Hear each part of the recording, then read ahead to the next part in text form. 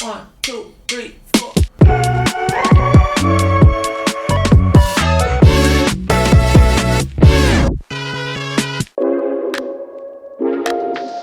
The first series of Pokemon cards in 1999 was right when I was at school, right when I had just enough pocket money to go out and buy packs of cards with my brother. So for me, it's a long-term passion. So I vividly remember collecting cards and opening packs when I was a kid. So these are some of my cards. That was one of my favorites, Jolteon. I really remember playing with this Ninetales.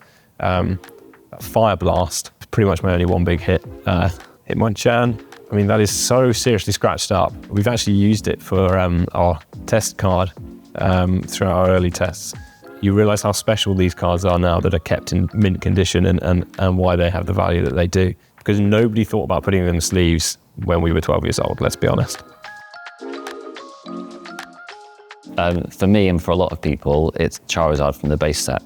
I was at school right when those cards were out, so that was always the one that I wanted to get, and you'd go and buy the packs and you'd open them and then you'd just very, very carefully get to the foil one, and it would often not be a foil card at all.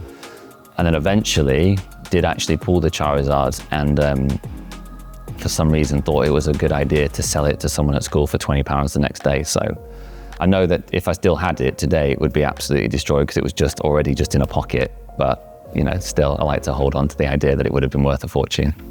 A few years after the craze, I don't know why, but I went out there online and I found this first edition Dragonite. And knowing I had that from back in the day, it's just a great feeling. It's one of my favorite cards. One of the big things that we want to do is have the direction of the company be informed by our users. So we built a site with just the two of us in isolation over the last 2 years, and although we think it's great and it has all the features that people want, we know we won't have covered everything. And we have set up a community site now where we want people to go, and it's where they can find us and interact with us, but also where they can learn about our roadmap and make suggestions that will all feed into the plans for the future and shape the company. Ultimately, this is all created because of our passion for collecting cards. And we just really hope that we've created something that other people love as well.